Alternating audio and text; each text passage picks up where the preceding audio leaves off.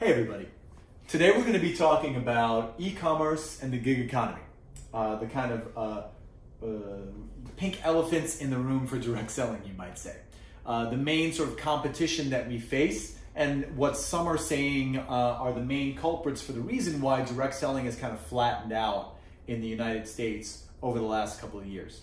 So the question we want to ask ourselves in this video is, how are they winning? Or basically, what is it that they're doing that is creating these massive companies that are growing at speeds that are so incredible, acquiring customers and keeping them loyal and really trying to eat our lunch? And what can we do that is going to help us be more competitive? So let's take a look. And let's take an example of just any kind of company that you interact with on a daily basis that would be considered a sophisticated company like this. Let's start with Facebook because it's a really simple example, and you're going to see how this really applies to all sorts of stuff. So Facebook being the example, this being you, the user, right? From the way that you are interacting inside of Facebook every day, Facebook is gathering information about you. And that information is turning into all sorts of stuff for them. Information like, what are you viewing? What are you clicking on? How long are you spending time there? Information about your demographics. Information about your friends and how you interact with them. Information about people similar to you. Similar to you. All sorts of demographic, psychographic information about you is coming together to create what we might call a psychological or behavioral profile about you. Once they have this behavioral profile about you, the information in this profile is fed back into the system and then fed into this massive library of content. What are they going to want to show you? What are they going to want to put in front of you? In the Facebook scenario, there's two different types of content. There's basically posts, and there's basically ads.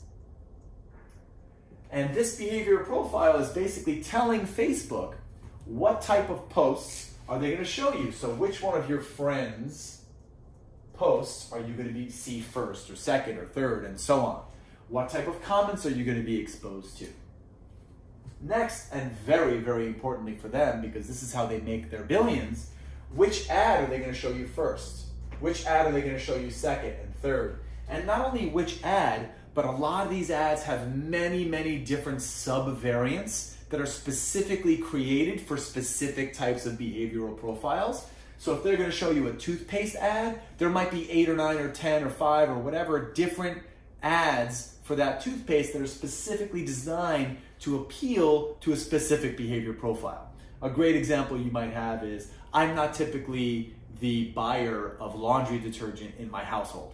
However, they sent me an ad that was super targeting nerdy, geeky people like me about all the cool technology of this, laundry detergent. And, I come home one day and I tell my wife, guess what? I just bought the most amazing laundry detergent in the whole wide world and blah, blah, blah. We still use it to this day. It's still awesome.